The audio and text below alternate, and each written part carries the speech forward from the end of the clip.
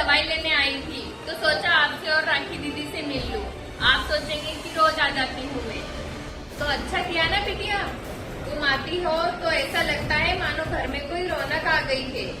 वैसे बोतल में क्या लेकर आई हो तुम? ये नया शैम्पू है। मेडिकल वाला बोल रहा था कि इससे बाल और भी ज्यादा लंबे और घने हो जाते हैं।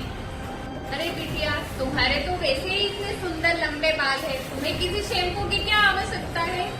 बदकिस्मत तो हमारी बहू है राखी, जिसने शादी के समय पता नहीं क्या लगाया कि वह पूरी गंजी हो गई और अभी तक उसके बाल नहीं आए हैं। वो तो हम थे कि हमने शादी से इनकार नहीं किया। अगर कोई और होता तो गंजी लड़की से कभी शादी नहीं करता।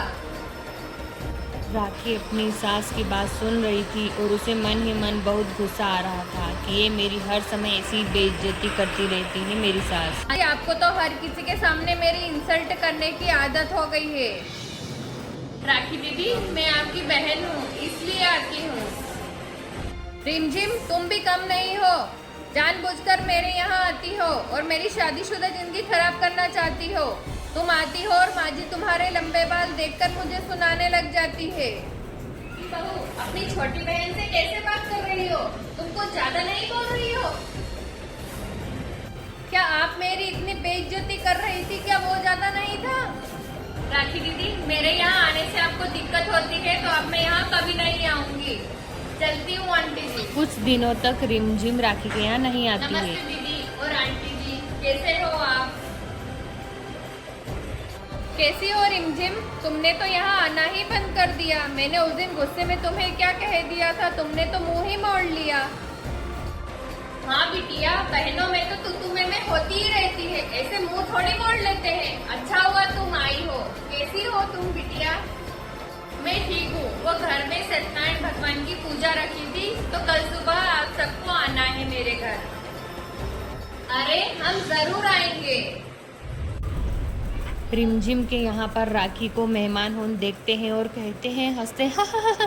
अरे देखो देखो, एक बहन के कितने सुंदर बाल है और एक बहन बिल्कुल गंजी। अरे इसकी तो शादी कैसे हुई? छोटी बहन है और हर कोई इसी की तारीफ करता है इसकी लंबे बालों को देखकर।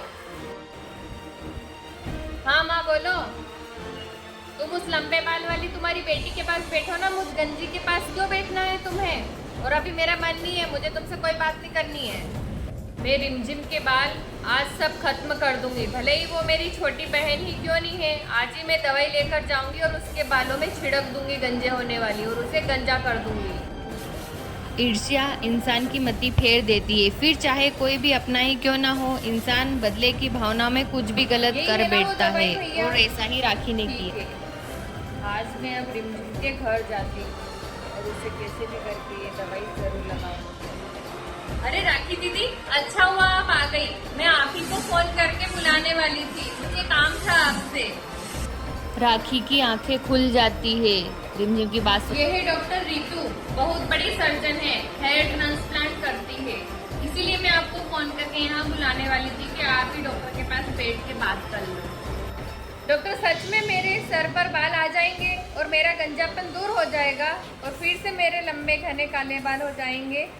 डॉक्टर बोलते हैं हाँ बिल्कुल आपके बाल आ जाएंगे। राखी को अपने ऊपर बहुत शर्मिंदगी महसूस होती है और वह अपनी बहन को देखती है और सोचती है कि मेरी छोटी बहन ने कितना अच्छा सोचा मेरे लिए। दोस्तों, तो हमें इस स्टोरी से सीख लेना चाहिए कि अगर व्यक्ति के मन में ईर्ष्या की भावना हो तो वह कुछ भी कर सकता है, लेकिन ऐसा नहीं करना चाहिए। पहले व्यक्ति को बैठकर बात करनी चाहिए और समझना चाहिए बातों को कि आखिर बात क्या हुई है दोस्तों, क्योंकि भाई बहन कभी भी किसी का बुरा नहीं करते हैं। तो धन्यवाद दोस्तों। आपको मेरी स्टोरी कैसी लगी मुझे लाइक और कमेंट कीजिएगा और अगर आपने मेरे चैनल को सब्सक्राइब नहीं किया है तो सब्सक्राइब कीजिएगा दोस्तों। बाय बाय, मिलते हैं नेक्स्ट वीडियो में।